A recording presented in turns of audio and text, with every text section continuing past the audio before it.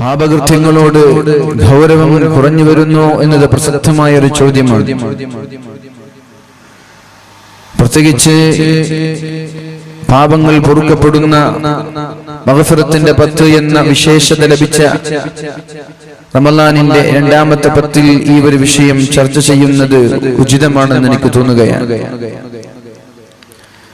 പാപങ്ങളിലേക്ക് നയിക്കുന്നത് പിശാചാണെന്നും പിശാച് നിങ്ങളുടെ വ്യക്തമായ സ്പഷ്ടമായ ശത്രുവാണെന്നും പരിശുദ്ധ ഖുർആൻ ഇടയ്ക്കിടെ നമ്മോട് ഉണർത്താറുണ്ട്. എന്നാലും പിശാചിന്റെ വലയങ്ങളിലും പിശാചിന്റെ കെണികളിലും നമ്മൾ പെടുകയും ചില ആളുകൾ നിരന്തരമായി ചില വൃത്തികേടുകളിൽ ചില തോന്നിവാസങ്ങളിൽ മുഴുകുമ്പോ മറ്റു ചിലർ അറിയാതെ ചില നൈമിഷിക താല്പര്യങ്ങളിൽ ദുർബലമായ നിമിഷം കൊണ്ട് പെട്ടുപോവുകയാണ്. ഏതായാലും നമ്മൾക്കിവിടെ ചർച്ച ചെയ്യാനുള്ളത് പാപങ്ങൾ ലഘൂകരിച്ച് കാണാൻ പറ്റുമോ ഇല്ലേ എന്നതാണ്. അങ്ങനെ ലഘൂകരിച്ച് കാണുന്ന ആളുകളോട് പടച്ച റബ്ബിന്റെ പ്രതികരണം എങ്ങനെ എന്നൊക്കെ നമ്മൾക്ക് ഇന്ന് ചർച്ച ചെയ്യണം. നമ്മൾക്കൊക്കെ അറിയുന്നത് പോലെ സൂറത്തുൽ അറാഫിൽ അല്ലാഹു റബ്ബ് സുബ്ഹാനഹു വ തആല നമ്മോട് പഠിപ്പിക്കുകയാണ്,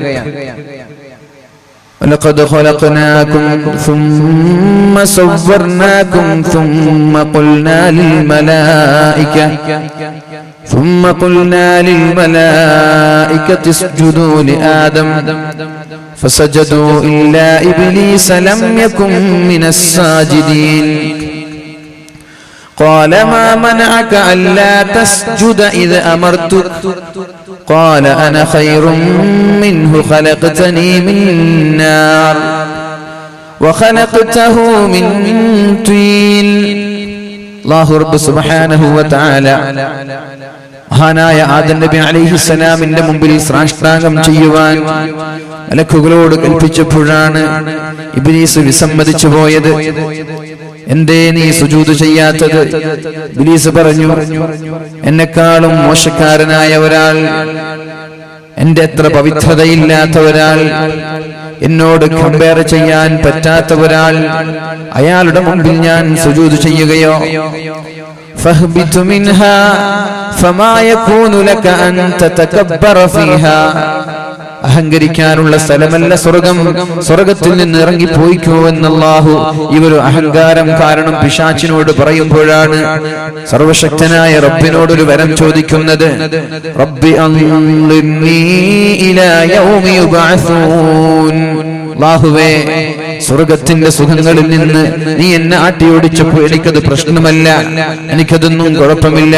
പക്ഷേ ഖിയാമത്ത് നാൾ വരെ ജീവിക്കുവാൻ എനിക്ക് അവസരം തരണം. ഇന്നക മിനൽ മുൻദരീൻ.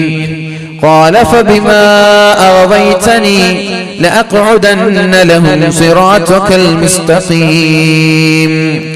എന്നെ വഴിപിഴപ്പിക്കാൻ കാരണക്കാരായ മനുഷ്യരെ ഞാൻ വഴികേടിലേക്ക് നയിക്കുമെന്ന് പടച്ചറബിനോടൊരു അവകാശം, പടച്ചറബിനോടൊരു വരം ചോദിച്ചു വാങ്ങുകയാണ്. ثم لآتينهم من بين أيديهم ومن خلفهم. അവരുടെ മുൻപിലൂടെ അവരുടെ പിന്നിലൂടെ, وعن أيمانهم وعن شمائلهم.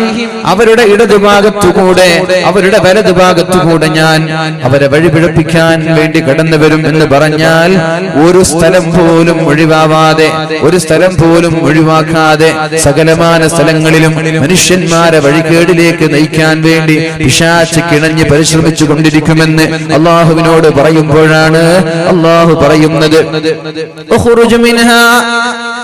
കുഴപ്പമില്ല, നീ പോയിക്കോ, നീ മനുഷ്യന്മാരെ വഴിപഴപ്പിക്കാൻ ശ്രമിച്ചോ, എനിക്ക് കുഴപ്പമില്ല. ആരൊക്കെയാണോ നിന്നെ പിൻപറ്റുന്നത്, ആരൊക്കെയാണോ നിന്റെ പാത പിന്തുടരുന്നത്, അവരെ ഞാൻ കൊണ്ടുപോകുന്നത് നരകത്തിലേക്കാണ്. ويا آدم اسكن أنت وزوجك الجنة. ആദമേ, നീയും നിന്റെ ഭാര്യയും സ്വർഗ്ഗത്തിൽ താമസിച്ചോ. പിശാച് നിങ്ങൾക്ക് വ്യക്തമായ ശത്രുവാണെന്ന് അല്ലാഹു തആല ആദം നബി അലൈഹിസ്സലാമിനോട് ശക്തമായ വാണിംഗ് കൊടുത്തപ്പോഴേക്കും മഹാനായ ആദം നബി അലൈഹിസ്സലാം ഒരു ദുർബലമായ നിമിഷം കൊണ്ട് പിശാചിന്റെ പ്രേരണയിൽ പെട്ടുപോവുകയാണ്. അപ്പോഴാണല്ലോ അല്ലാഹു പറയുന്നത്, وَدَلَّاهُمَا بِغُرُورٍ فَلَمَّا ذَاقَا الشَّجَرَةَ بَدَتْ لَهُمَا سَوْآتُهُمَا وَطَفِقَا يَخْصِفَانِ عَلَيْهِمَا مِنْ وَرَقِ الْجَنَّةِ وَنَادَاهُمَا رَبُّهُمَا أَلَمْ أَنْهَكُمَا عَنْ تِلْكُمَا الشَّجَرَةِ وَأَقُلْ لَكُمَا إِنَّ الشَّيْطَانَ لَكُمَا عَدُوٌّ مُبِينٌ. ആദം നബിയെ, പിശാച് നിങ്ങളുടെ ശത്രുവാണെന്ന് ഞാൻ നിങ്ങളോട് പറഞ്ഞു തന്നിട്ടില്ലേ? പിന്നെ എന്തേ പിശാച് ഒരു കാര്യം പറയുമ്പോ നിങ്ങൾക്ക് അതിനോട് ശ്രദ്ധയുണ്ടാവാത്തത്? ലോകത്തിന് ആദ്യം തന്നെ ഒരു പാഠം പഠിപ്പിക്കുകയാണ് അല്ലാഹു തആല. ശേഷം വരാനിരിക്കുന്ന ഉമ്മത്തികൾക്ക്, ശേഷം വരാനിരിക്കുന്ന സമൂഹത്തിന് വലിയൊരു പാഠം, വലിയൊരു അനുഭവം പഠിപ്പിച്ചു കൊടുക്കുകയാണ്. നമ്മുടെ ഉപ്പയായ, നമ്മുടെ ഉപ്പാപ്പയായ ആദം നബി അലൈഹിസ്സലാമിനെ പിശാച് വഴിപിഴപ്പിച്ചുവെങ്കിൽ ഇനി വരാനിരിക്കുന്ന ഓരോ ആളുകളെയും വഴിപിഴപ്പിക്കാൻ പിശാച് കിണഞ്ഞു ശ്രമിച്ചുകൊണ്ടേയിരിക്കും. അതുകൊണ്ട് നമ്മൾ എന്ത് വേണം? പിശാചിൽ നിന്ന് അകലാൻ ശ്രമിക്കണം. എങ്ങനെയാണ് അകലാൻ പറ്റുക? എങ്ങനെയാണ് പിശാചിന്റെ ശല്യങ്ങളിൽ നിന്ന്, പിശാചിന്റെ ദുർബോധനങ്ങളിൽ നിന്ന്, പിശാചിന്റെ തോന്നിവാസങ്ങളിൽ നിന്ന് നമ്മുടെ ശരീരങ്ങളെ, നമ്മുടെ കുടുംബങ്ങളെ, നമ്മുടെ മനസ്സിനെ നമ്മൾക്ക് നിയന്ത്രിക്കാൻ പറ്റുക എന്ന് പരിശുദ്ധ റസൂലുള്ളാഹി സ്വല്ലല്ലാഹു അലൈഹി വസല്ലം നമ്മോട് പഠിപ്പിക്കുന്നുണ്ട്. ഇന്ന ശൈത്വാന യജ്രി മിൻ ഇബ്നി ആദമ മജ്റദ്ദമി.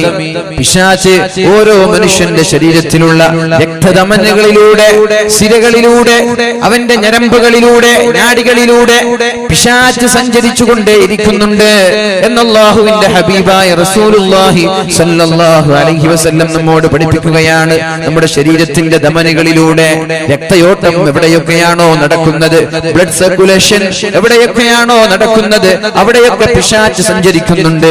ഇനി പിശാചിൽ നിന്ന് രക്ഷപ്പെടാൻ നിങ്ങൾ പിശാചിന് കയറി വരാനുള്ള വഴി കൊടുക്കാൻ പാടില്ല. പിശാച് ശരീരത്തിലേക്ക് കയറി വരുന്നത് ഒരുപാട് ഭക്ഷണം കഴിക്കുമ്പോഴാണ്, ഒരുപാട് തിന്നുമ്പോഴാണ്. അതുകൊണ്ട് തിന്നല്ലേ, നിങ്ങൾ വിശപ്പ് സഹിക്കണം, ഒരുപാട് പട്ടിണി കിടക്കണം. പട്ടിണി കിടക്കുമ്പോഴാണ് പിശാചിന് നിങ്ങളുടെ ശരീരത്തിലേക്കോ നിങ്ങളുടെ ഞരമ്പിലേക്കോ കയറാൻ പറ്റാതിരിക്കുന്നത്. നിങ്ങൾ പട്ടിണി കിടന്നാൽ പിശാചിന് നിങ്ങളുടെ ശരീരത്തിലേക്ക് കയറാൻ പറ്റില്ലെന്ന് പരിശുദ്ധ റസൂലുള്ളാഹി സ്വല്ലല്ലാഹു അലൈഹി വസല്ലം. അതുകൊണ്ടാണല്ലോ പരിശുദ്ധമായ റമദാൻ വരുമ്പോൾ പിശാചിനെ കെട്ടിയിടുന്നത്.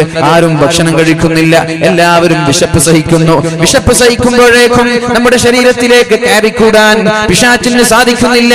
അപ്പൊ ശരീരത്തിൽ നിന്ന് പിശാചിനെ ആട്ടിയോടിക്കാൻ ഏറ്റവും നല്ല ആയുധം അത് പട്ടിണി കിടക്കലാണെന്ന് മുഹമ്മദുർ റസൂലുള്ളാഹി സ്വല്ലല്ലാഹു അലൈഹി വസല്ലം, അല്ലാഹുവിന്റെ ഹബീബായ റസൂലുള്ളാഹി സ്വല്ലല്ലാഹു അലൈഹി വസല്ലം തന്റെ പ്രിയപ്പെട്ട പത്നിയോട് പറയുന്നുണ്ട്.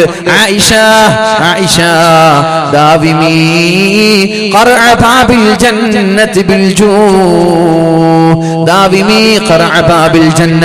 സ്വർഗ്ഗത്തിന്റെ കവാടങ്ങൾ മുട്ടിക്കൊണ്ടേയിരിക്കണം ആയിഷ, സ്വർഗ്ഗത്തിന്റെ കവാടങ്ങൾ മുട്ടിക്കൊണ്ടേയിരിക്കണം ആയിഷ. ആയിഷ ബീവി ചോദിച്ചു, യാ റസൂലല്ലാഹ്, എങ്ങനെയാണ് സ്വർഗ്ഗത്തിന്റെ വാതിൽ മുട്ടുക? ഇത് മുട്ടുവീൻ തുറക്കപ്പെടുമെന്ന് പറയുന്നത് പോലെ തുറക്കപ്പെടുന്ന വാതിലല്ലല്ലോ, എങ്ങനെയാണ് ഇത് തുറക്കപ്പെടുന്നത്?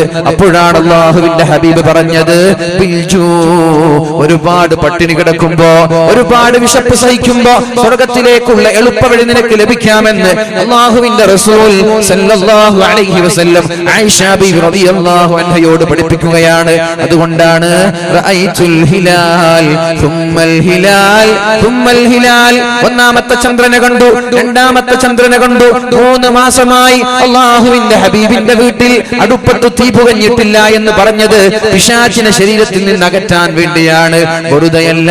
ഉമ്മഹാത്തുൽ മുഅ്മിനീൻ, നമ്മുടെ മുഅ്മിനീങ്ങളായ മുഅ്മിനാത്തുകളായ സകലമാന അടിമകളുടെയും ഉമ്മമാരാണല്ലോ അല്ലാഹുവിന്റെ ഹബീബിന്റെ ഭാര്യമാർ.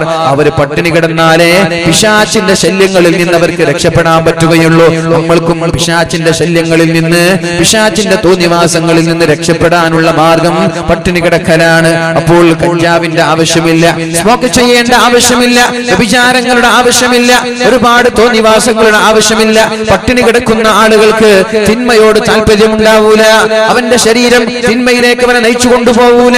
ഒരുപാട് തിന്ന് വയറ് നിറഞ്ഞു അല്ലാഹുവിന്റെ ഹബീബായ റസൂലുള്ളാഹി സ്വല്ലല്ലാഹു സല്ലല്ലാഹു അലൈഹി വസല്ലം പറഞ്ഞുവല്ലോ, അവസാന കാലഘട്ടം വരുമ്പോ എന്റെ ഉമ്മത്തിന് രണ്ട് ചിന്തകൾ മാത്രമേ ഉണ്ടാവുകയുള്ളൂ. അവസാന കാലഘട്ടം വരുമ്പോ രണ്ട് ചിന്തകൾ. ഒന്ന് വൽ ബത്ൻ, അവന്റെ പള്ള, അവന്റെ വയറ് എങ്ങനെയെങ്കിലും നിറക്കണമെന്ന് റോഡിന്റെ ഇരു സൈഡുകളിലുള്ള, റോഡിന്റെ ഇരുവശങ്ങളിലുള്ള ഏതെങ്കിലും ഫാസ്റ്റ് ഫുഡുകളിൽ ചെന്നുകൊണ്ട് വയറ് നിറക്കുക എന്ന ചിന്തയല്ലാതെ വേറൊരു ചിന്തയും അവൻ ഉണ്ടാവാൻ സാധ്യതയില്ല. അതേപോലെ വൽ ഫർജു, ഗുഹ്യസ്ഥാനം, അവന്റെ വികാരങ്ങൾ പൂർത്തീകരിക്കണം. അവന്റെ ഗുഹ്യാവയവങ്ങൾ ഹറാമെന്നില്ല, ഹലാലെന്നില്ല, എവിടെയാണ് ലഭിക്കുന്നത് അവിടെ പോയി അവന്റെ വികാരങ്ങൾ ശമിപ്പിക്കണം. അങ്ങനെ വയറ്റിന്റെയും ശരീരത്തിന്റെയും വികാരങ്ങളെ ഹറാമോ ഹലാലോ നോക്കാതെ ശമിപ്പിക്കുന്ന ഒരു കാലം അവസാന കാലഘട്ടത്തിൽ വരുമെന്ന് മുഹമ്മദുർ റസൂലുള്ളാഹി സ്വല്ലല്ലാഹു അലൈഹി വസല്ലം